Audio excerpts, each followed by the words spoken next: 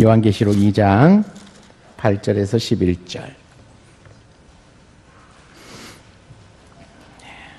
요한계시록 2장 8절에서 11절 신약성경 400쪽입니다. 우리 같이 한번 4절 말씀을 읽겠습니다. 서머나 교회의 사자에게 편지하라. 처음이요 마지막이요 죽었다가 살아나신 이가 이르시되 내가 내 환난과 궁핍을 알거니와 실상은 내가 부요한 자니라.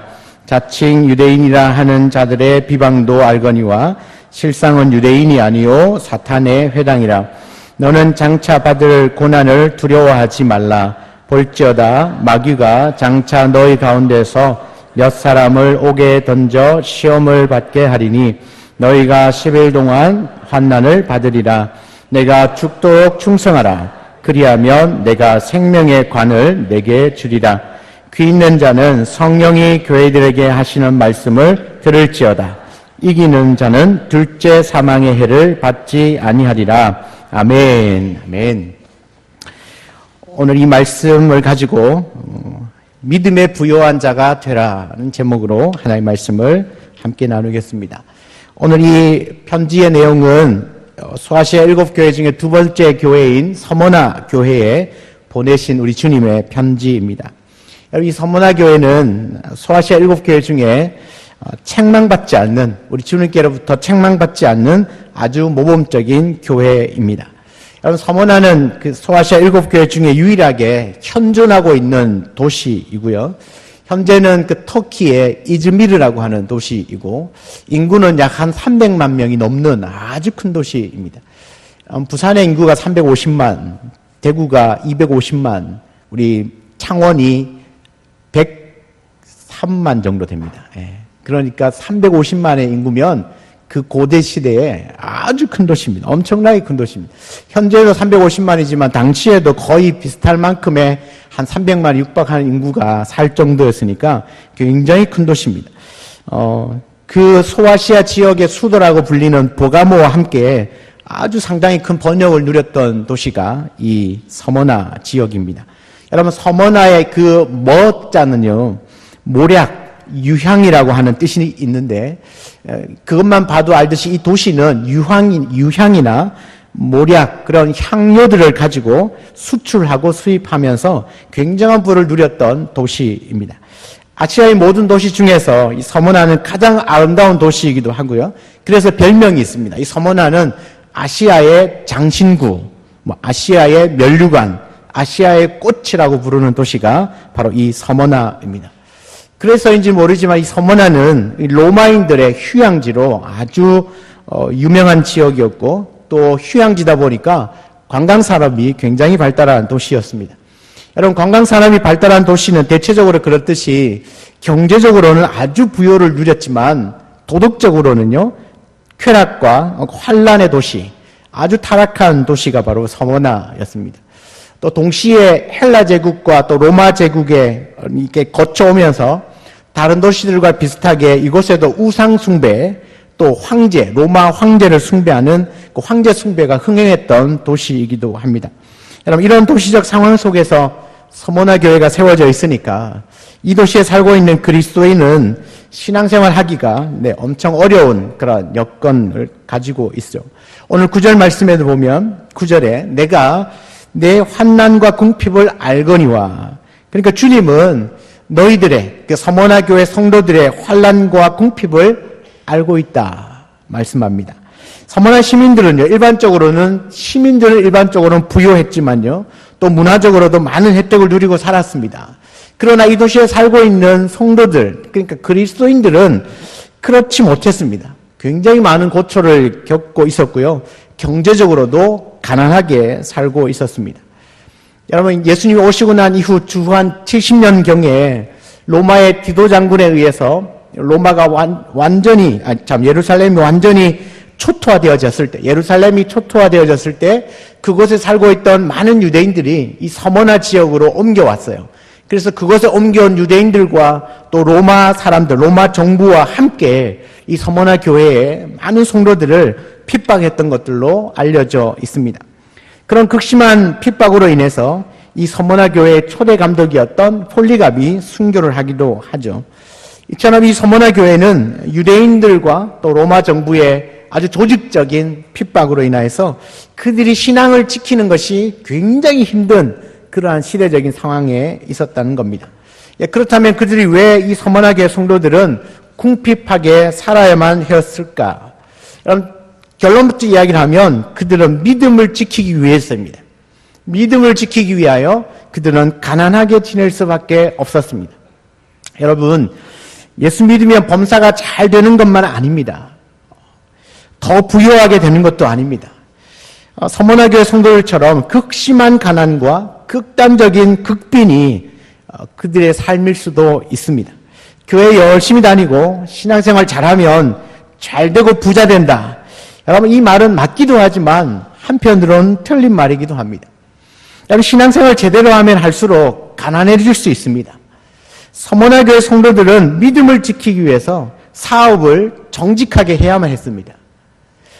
그리고 불의한 방법을 버려야 했습니다. 편법을 쓰지 않아야 됐습니다. 이중장부 기록하지 않아야만 했습니다. 세금을 어떻게든 덜 내려고 노력하지 않아야 했다는 겁니다.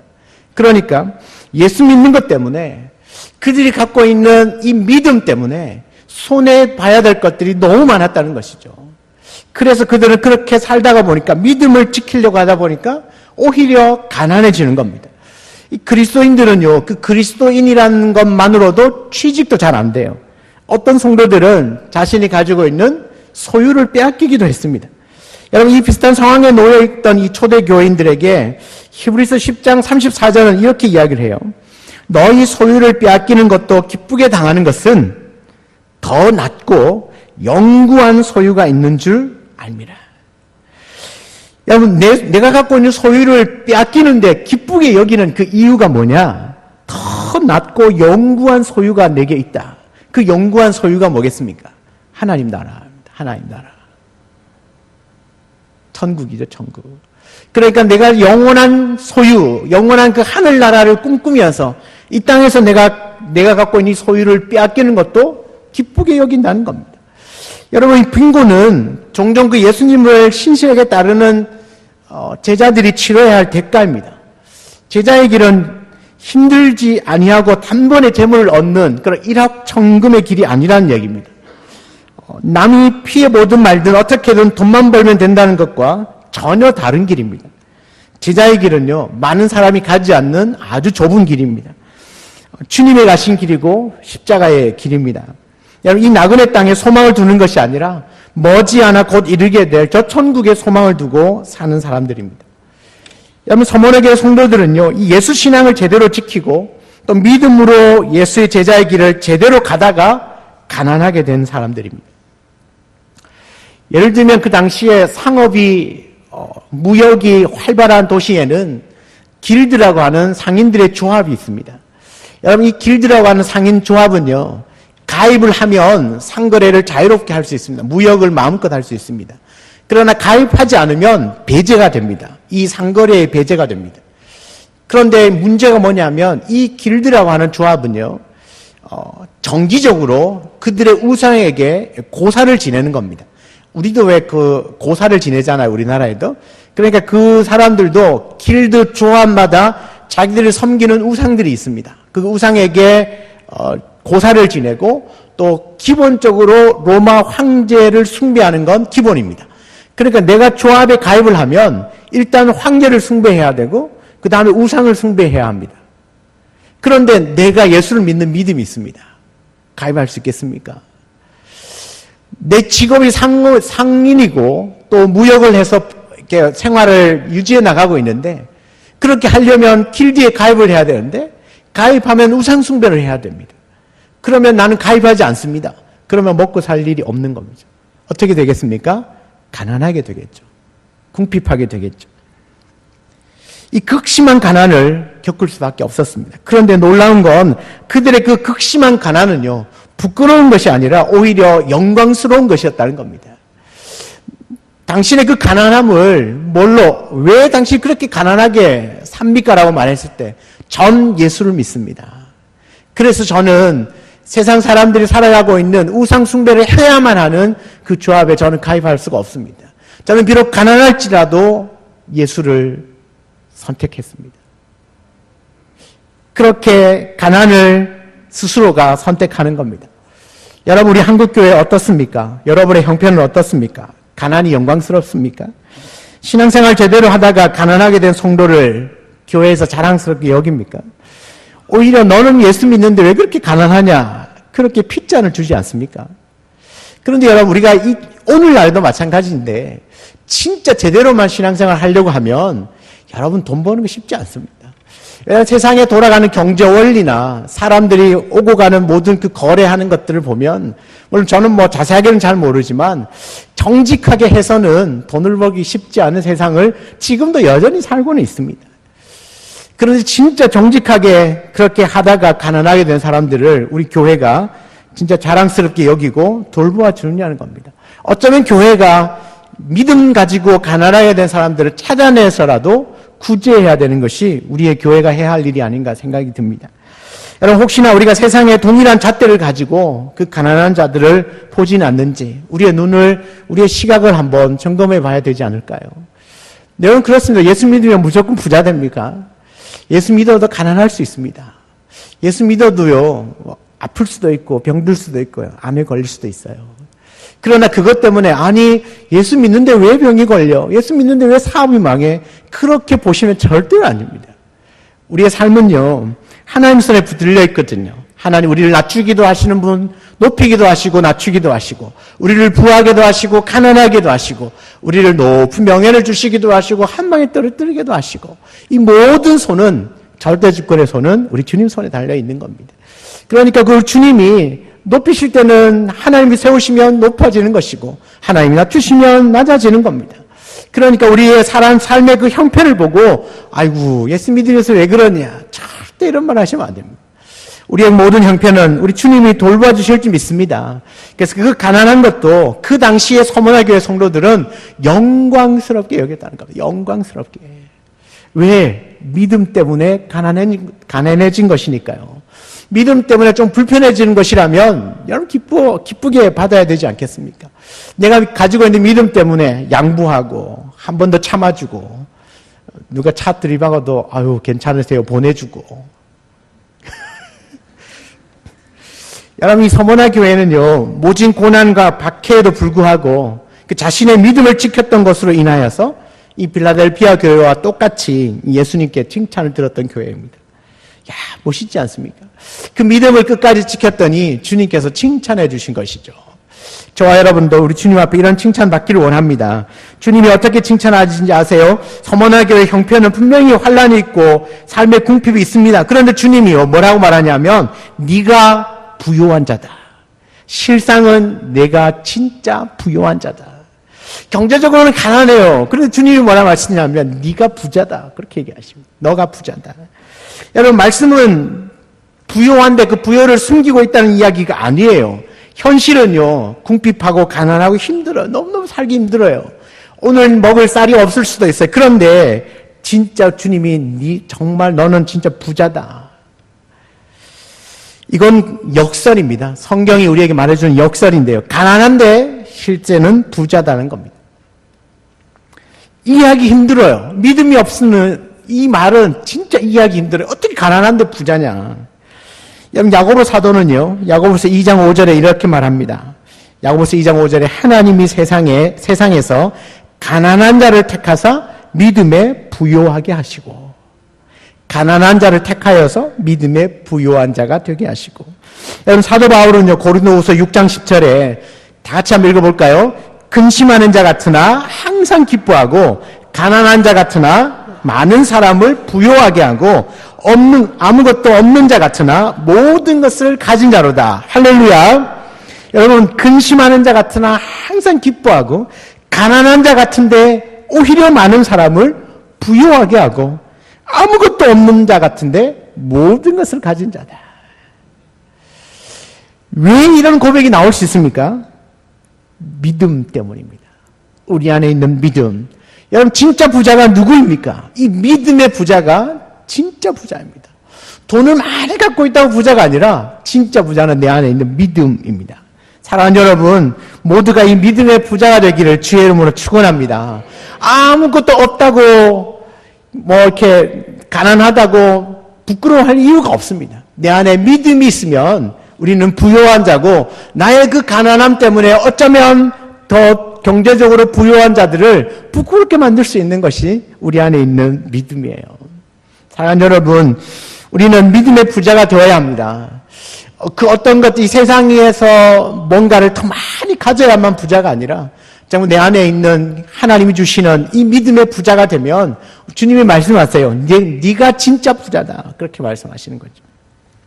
여러분, 이런 서머나 교회에 나타나신 그 주님은 어떤 모습으로 나타나시느냐 하면, 여러분 8절에 보면요, 주님은 이런 모습이에요. 처음이며 마지막이요, 죽었다가 살아나시니. 처음이며 마지막이요, 죽었다가 살아나시니가 이 서머나 교회에 등장을 해요. 이분이 누구겠습니까? 바로 부활하신 주님입니다. 부활하신 예수님의 나타나시는 모습이 처음이요 마지막이요, 죽었다가 살아나시, 부활하신 주님으로 나타나신 것이죠. 여러분 잘 한번 생각해 보세요. 왜 주님이 서머나 교회에 부활하신 주님으로 나타나셨을까? 지금요, 심한 핍박이 있고요, 순교까지 일어나고 있는 상황입니다. 죽음에서 순교까지 일어나고, 가난 때문에 너무너무 어려운 상황 가운데 있어요. 어쩌면 굉장히 힘든 가운데, 죽을 것 같은 힘든 상황 가운데, 아마도 죽으면 더 나을 것 같은 그런 극빈한 가난 가운데 있어요. 그 성도들의 형편이. 그런데 지금 그들의 가운데 죽었다가 다시 살아나신 주님이 그들 앞에 나타났다는 거예요. 그 주님을 바라보는 그 성도들의 감격을 한번 생각해 보세요. 나는 너무너무 힘들고 죽을 것 같은데 죽었다가 살아나신 그 주님이 나타나서 네가 진짜 부자라고 말씀해 주는 거예요. 그러면 그들의 마음은 큰 위로가 되고, 그 나타나신 그 주님 보기만 해도 믿음의 담력을 얻을까요? 그래, 내가 이렇게 예수 믿다가 죽어도 나는 다시 살 수 있겠구나. 왜요? 주님이 죽으셨다가 살아나신 그 주님이 내 앞에 등장함으로 내가 갖고 있는 믿음은요, 그 주님 따라갈 수 있거든요. 내 안에 있는 이 믿음은 지금 죽어도 다시 나를 살리실 것에 대한 분명한 확신이 있거든요. 그러니까 그 주님을 보는 순간 그냥 그 자체가 위로고 용기고 힘일 수밖에 없어요. 그래, 담대한 믿음이 생길 수밖에 없습니다. 그래, 내가 믿음으로 살아야지. 지금 당장은 어려워도 이 믿음 붙들면 죽어도 다시 산다. 할렐루야. 죽어도 다시 산다. 그겁니다. 죽은 것 같으나 살아있다는 거죠. 아니, 죽었으나 다시 살아났다는 말입니다. 나도 그럴 수 있다는 이야기입니다. 뭐만 있으면? 믿음만 있으면. 여러분, 죽은 가운데서도 피어나는 이 부활의 소망은요, 바로 믿음 때문입니다. 여러분, 우리 안에 이 믿음이 있으면 죽은 것 같았지만 다시 살아나고, 아니, 죽었어도 다시 일어나는 겁니다. 다 썩어빠진 고목나무에도 꽃을 피우는 것이 믿음입니다. 믿음. 우리 안에 믿음이 있으면 모든 환경과 여건들을 초월할 수 있는 힘이 바로 그 믿음에서 생기는 겁니다. 여러분, 믿음에 이 부요했던 이 서머나 성도들에게 예수님이 말씀하세요. 10절 말씀에 보면 장차 받을 고난을 두려워하지 말라. 장차 받을 고난을 두려워하지 말라. 왜 장차 받을 고난을 두려워하지 말라라고 말씀하시냐면요, 이 장차 받을 고난이 이런 겁니다. 너희 가운데서 몇 사람을 옥에 던져 시험을 받게 한다는 겁니다. 또한 너희가 10일 동안 환난을 받으리라 말합니다. 자, 앞으로 닥치게 될 고난이 뭐라고요? 너희들 가운데 몇 사람을 옥에 던져 시험을 받게 할 것이고 너희가 10일 동안 환난을 받을 것이다. 주님이 말씀하셨어요. 여러분, 마귀가요, 너희를 시험하여서 넘어뜨리려고 박해를 가하겠다는 겁니다. 그러나 며칠 동안요? 10일 동안만. 고난과 환난 중에서, 그러니까 고난과 환난이 있어도 두려워하지 말라. 이 말씀은 뭘까요? 지금 아무리 극심한 가난과 고난과 핍박이 있어도 끝나는 시점이 있다는 얘기입니다. 여러분, 이 10일이라는 이야기는요, 진짜 하루부터 10일께 열흘을 의미한다기보다는요, 상징적인 의미가 있는데 충분히 견딜 수 있는 기간을 말합니다. 아무리 고난이 길고 핍박이 길고 가난이 길게 느껴져도 끝나는 시점이 있다. 그러니까 그때까지 너의 그 고난을 두려워하지 말라. 아무리 원수 마귀가 날뛰고 막 성도들을 핍박하고 박해할지라도 우리는 그것을 견디고 이겨낼 수 있다는 겁니다. 왜냐하면 그 처음이며 마지막이고 죽었다가 다시 살아나신 그 부활하신 주님이 바로 저와 여러분의 주님이기 때문에 그렇습니다. 지금 우리 안에 믿음만 있으면 현실이 아무리 어려워도 반드시 끝날 날이 있고요. 그 끝나는 그 시점에서 우리 주님이 말씀하시죠. 네가 진짜 부요한 자다. 여러분, 이처럼 환난과 고난 속에서도 믿음으로 그 모든 고난을 이겨낸 자들에게 우리 주님은요, 상을 주세요. 그 상이 뭐냐면 생명의 관, 우리가 흔히 말하는 생명의 면류관을 주시겠다 약속합니다. 여러분 10절 이하를 한번 보시면요, 내가 죽도록 충성하라. 그리하면 내가 생명의 관을 내게 주리라. 죽도록 충성하라. 그리하면 생명의 관을 너에게 주리라. 여러분, 우리가 이 말씀은 조금 오해하면서 쓰는 경우가 있어요. 죽도록 충성하라 그러니까 교회를 열심히 하라고 이렇게 교회를 열심히 하라는 이야기가 아닙니다. 여기서 말하는 죽도록 충성하라는 말은 지금까지 죽도록 믿음을 지켰고 지금 이 순간에도 믿음을 지키고 있듯이 앞으로도 계속해서 그 믿음을 지켜내라는 뜻입니다. 다시요, 충성하라는 말은 교회를 열심히 하라, 헌신하라는 이야기가 아니라 지금까지도 믿음으로 지켰고 지금까지도 믿음으로 살아왔고 지금 현재도 믿음으로 살고 있고 앞으로도 그 믿음을 붙들고 살아라는 뜻입니다. 그렇게 살면 생명의 면류관을 주겠다. 생명의 면류관을 주겠다. 그러니까 여기서 충성하라는 이 말은 네 목숨 걸고 그 믿음 지켜내라, 그런 뜻입니다. 목숨 걸고 지켜내라. 여러분, 사실 이 주님이 이 편지를 쓸 때에 그 서머나 교회에는요, 폴리갑이라고 하는 아주 젊은 사역자가 있었습니다. 사도 요한에 의해서 세워진 초대교회 교부이죠. 그러니까 오늘날 말하면 목회자이죠. 서머나 교회 감독으로 세움을 받았습니다. 그리고 그 폴리갑은요, 이 서머나 교회에서 목회 사역을 아주 잘 수행을 했고요. 86세의 고령의 나이에 순교를 하게 됩니다. 그때가 언제냐면 주후 156년 2월 2일입니다. 로마 황제 신상을 참배를 거절했고, 그러니까 로마 황제 숭배를 해야만 했었는데 이 서머나 교회 감독이었던 폴리갑이 거절을 한 겁니다. 로마 황제 신상 참배를 거절한 것이죠. 그것 때문에 이제 원형 경기장에 끌려가서 이제 죽을 위기에 처해 있습니다. 그런데요, 많은 사람들에게 이 폴리갑은요, 굉장히 인정받고 있는 사람이었습니다. 그 인격적으로, 성품적으로 굉장히 인정을 받고 있었기 때문에 로마의 관리들도 총독까지도 이 폴리갑에게 와서 살려줄 테니까 잠시만 그 신앙을 버려라. 한 번이면 된다, 한 번이면. 그냥 지나가는 길에 눈만 한번 깜빡거려도 된다. 그러니까 그러면 살려줄게. 그러나 한 번도 폴리갑은 거기에 응하지 않았습니다. 살려줄 테니까 잠시만 신앙을 버려라. 한 번만 그리스도를 욕하라고 부탁을 왜요? 살려주고 싶어가지고. 로마의 관리들도 이 폴리갑을 살려주고 싶어가지고 회유를 한 것이죠. 그냥 지나가는 길에 고개만 한번 까딱해라. 그러면 살려줄게. 그러나 폴리갑은 끝까지 믿음을 버리지 않았습니다. 그리스도를 모독하라고 권하는 그 총독에게, 한 번만 부인하라고 하는 총독에게 폴리갑은 이렇게 말합니다. 자막이 나올 겁니다. 우리 같이 한번 읽어볼까요? 나는 86년 동안 그분을 섬겨왔는데 그동안 그분은 단 한 번도 나를 부당하게 대우하신 적이 없습니다. 그런데 내가 어찌 이제까지 섬겨온 나의 왕 그리스도를 모욕할 수 있겠습니까? 유세비우스라고 하는 교회 역사학자가 교회사 책에 이 폴리갑의 말을 기록을 하고 있습니다. 나는 86년 동안 그분을 섬겨왔는데 그분은 한 번도 나를 부당하게 대우한 적이 없습니다.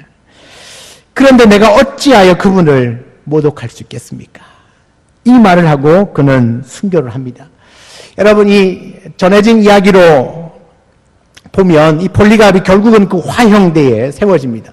예전에는 장작더미를 모아놓고 그 위에 이렇게 나무를 세우고 사람을 묶어 놓습니다.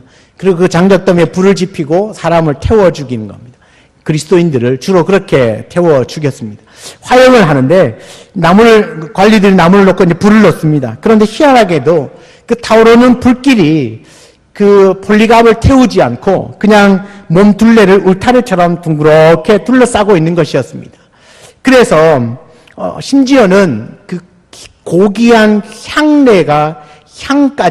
냄새까지도 났다라고 합니다. 그래서 결국은 그 로마의 관리들이 그 폴리갑을 그 창으로 찔러서 죽였다고 합니다.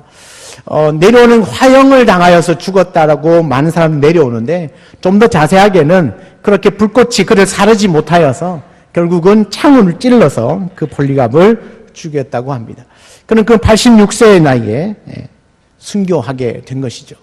그는 안 죽을 수도 있었어요. 한 번만 부인하면 됐었거든요. 그러나 그는 그 한 번을 부인하지 않고 그냥 그의 목숨을 내어놓았습니다. 여러분, 사도 요한을 통하여서 주신 그 주님의 분부대로 폴리갑은요 죽기까지 충성을 다했습니다. 주님이 말씀하신 대로 이 서머나 교인들과 지도자였던 이 폴리갑은요 죽기까지 주님을 한 번도 부인하지 않았다는 이야기입니다. 끝까지 충성했다는 이야기입니다. 사랑하는 성도 여러분, 충성이란 내가 좋을 때는 하고 나쁠 때는 하지 않는 것이 아닙니다. 충성은 하나님께 올려드리는 것입니다. 세상의 불이익을 기꺼이 당하는 자세, 눈앞에 이익이 있어도 주님의 영광을 가리는 일이라면 과감하게 포기하는 것입니다. 가난해질지라도 가난을 선택하는 것입니다. 서머나교회 성도들은 죽을 때까지 충성했고 죽을지언정 충성했고 죽는 것보다 충성을 더 높은 가치로 여겼다는 겁니다.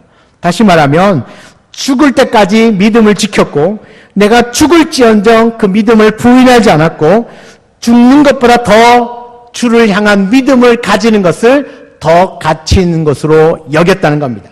그래서 주님은 실상은 네가 진짜 부요한 자다 말씀하십니다. 여러분, 저는 지금 당하는 고난과 환난을 두려워하지 않고 끝까지 견뎌내면 우리 주님께서 생명의 면류관, 생명의 관을 주시겠다고 말씀합니다. 모든 어려움과 고난과 환난을 믿음 때문에 당하는 고난과 환난과 어려움들을 끝까지 견뎌내면 생명의 관을 주겠다. 여러분, 이 생명의 관이 뭡니까? 영생입니다. 영생. 새 하늘과 새 땅에서 누릴 수 있는 영생을 말씀하는 겁니다. 여러분, 당장에 보이는 고난과 환난을 보지 않고 그 너머에, 그 고난과 환난 너머에 있는 준비되어진 그 생명의 면류관을 바라보는 사람이 진짜 믿음의 사람인 줄 믿습니다. 그러므로 우리 주 예수 그리스도께 끝까지 충성하시는 저와 여러분 되기를 주의 이름으로 축원합니다. 여러분, 이기는 자에게, 끝까지 견디는 자에게 주시는 주님의 두 번째 약속이 무엇이냐면 둘째 사망의 해를 받지 않는다는 겁니다. 둘째 사망의 해를 받지 않는다. 여러분, 이 둘째 사망이 뭐냐면 요한계시록 20장 6절과 14절과 또 21장 9절에 반복해서 나오는데요. 최후의 심판을 당한 불신자들과 또 악인들이 처하게 될 궁극적인 상태를 말합니다. 주님이 재림하시고 나면 이제 심판이 있습니다. 그 이후에 신자들은 부활하여서 영원하신 새하늘과 새 땅에서 주님과 영원히 천국을 누리고요. 그렇지 않고 불신자들과 악인들은요, 하나님의 얼굴빛을 전혀 볼 수 없는 영원한 불못에 던져지는 형벌을 받게 됩니다. 그것이 바로 둘째 사망입니다. 바로 그 둘째 사망의 해를 받지 않는다는 겁니다. 끝까지 믿음을 가지고 이겨낸 사람들은요. 여러분, 그러므로 사랑하는 성도 여러분, 끝까지 믿음을 지키기를 바랍니다.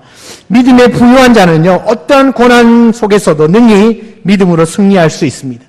여러분, 반대로 이 믿음에 연약한 자는 조금만 어려움이 있어도 그 믿음을 잃어버리고 금방 주님을 배반하게 되죠. 바로 앞에 있는 어려움, 그 고난만 보기 때문에 그렇습니다. 믿음의 눈이 없어서 고난 후에 준비된 그 면류관을 보지 못하기 때문입니다.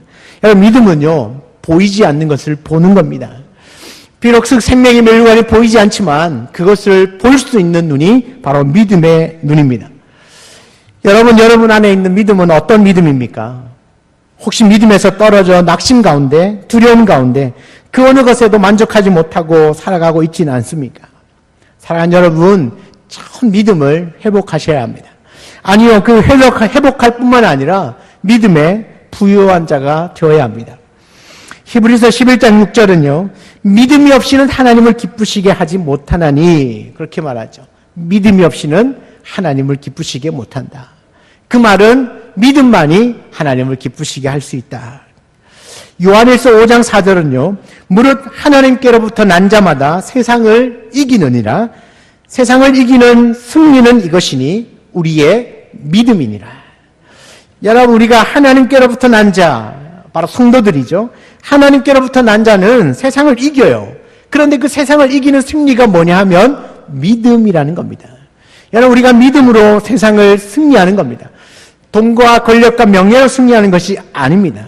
믿음만이 세상에서 승리할 수 있게 해줍니다. 믿음만이 세상에 살아가지만 생명의 면류관을 얻도록 해주신다는 말씀입니다. 여러분, 믿음만이 하나님을 기쁘시게 할 수 있고 믿음만이 세상에서 승리하게 하는 줄 믿습니다. 여러분, 이처럼 환난과 궁핍과 죽음과 같은 그 고난 속에서도 끝까지 믿음을 잃지 않고 충성을 다하십시오. 우리가 살아가는 그 삶의 현장이 어떠하든지 간에 끝까지 믿음을 붙드십시오. 그러면 생명의 면류관을 얻게 될 것입니다. 사랑하는 성도 여러분, 저와 여러분 모두는요, 어떤 상황 가운데서도 흔들림이 없이 이 믿음으로 영생의 생명을 보장받는 하나님의 자녀임을 믿으십시오. 이 믿음을 가지고 어떤 상황 가운데서라도 끝까지 믿음 포기하지 않고 붙들고 충성을 다하는 하나님의 사랑하는 권속들이 다 되시기를 주의 이름으로 축원합니다. 오늘 주신 말씀을 기억하시면서 우리 찬양을 드리고요, 우리 같이 한번 기도하기를 원합니다. 안개가 날 가리워